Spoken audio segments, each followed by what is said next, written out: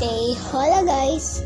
Ako nga pa yung anak ni Mary Crisariola, pero mapapansin nyo, nag-voice reveal na ako ngayon. So, tinanong natin, check na natin yung bahay. Ito pa yung aso.